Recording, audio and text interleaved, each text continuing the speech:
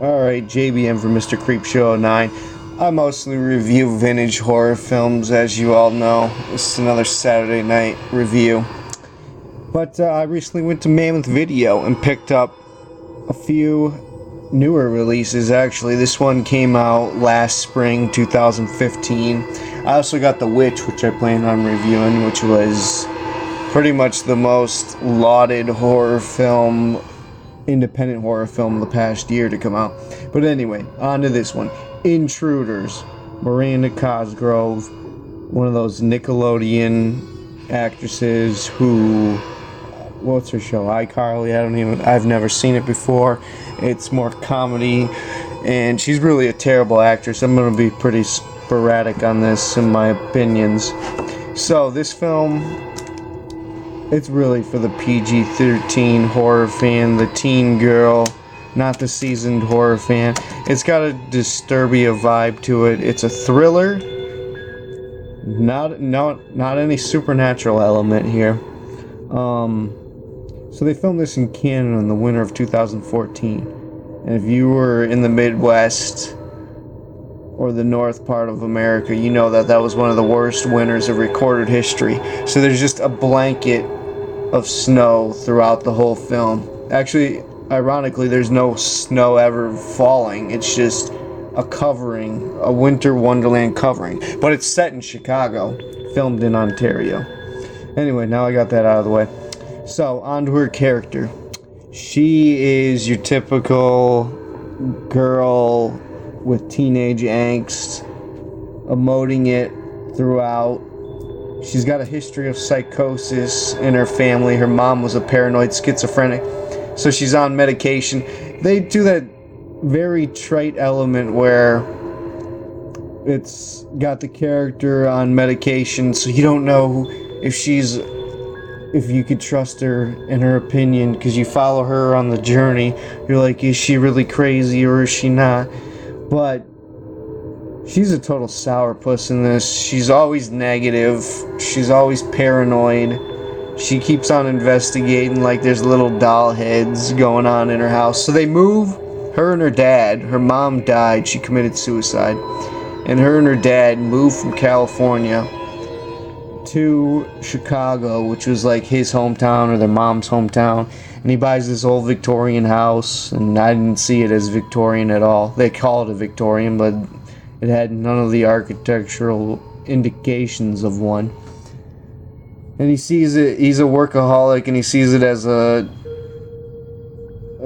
fix-up project, so he hires a construction crew. This is played by Donald Logue, who plays Harvey Bullock in the Gotham TV series, been in a lot of stuff. Very recognizable actor.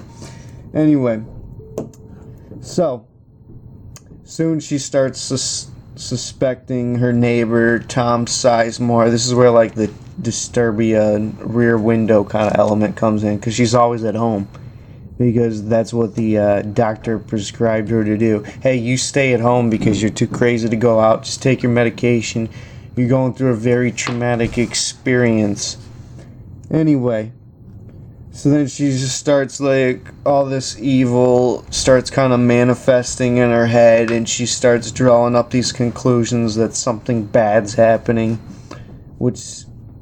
and a whole bunch of nothing happens really, and she starts to learn about the history where she sees like names scrawled on the wall, like, and we learn about the people that lived there before. They kind of went missing. And essentially she just finds like all these trap doors and weird contraptions and padlocks, and you just see it as like a torture porn dungeon. That's what the house was before. And she's like, Dad, why don't you tell me about what's going on? And he won't tell her, and he doesn't really know himself. He's kind of ignorant to it. And there's a missing girl. So most of this movie is just her talking to her neighbor, who's a girl, and then there's this guy who's doing construction on the house. It's those trio, and they just talk about the former characters that were there. There's really no flashbacks, so you have no names or no faces to put to these names. You just keep on hearing these names. Rachel, Marcus's mom. He was he was secluded by his mom and he only went to church. So you see him as a freak. And he went missing and they all eloped or something. I'd say unless you have an eager lust for Mirand Cosgrove, to pass on this one because it's horrendous. I'm not going to give away the ending or whatnot. I could just say that it's not supernatural. And the villain just kind of comes out of nowhere and you're like, okay, he's the villain. They make you suspect everyone, including Tom Sizemore, as the first red herring. You're like, okay, it's obviously not him. They make you even suspect the construction who was just hitting on her the whole time. It's just really bad. I was just waiting for it to end the whole time. Anyway, I give this a D. Definitely pass on it. Tune in next Saturday.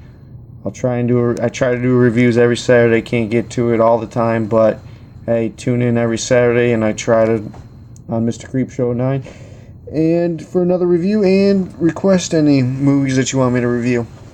But I do promise that I will review The Witch coming up. I'm out.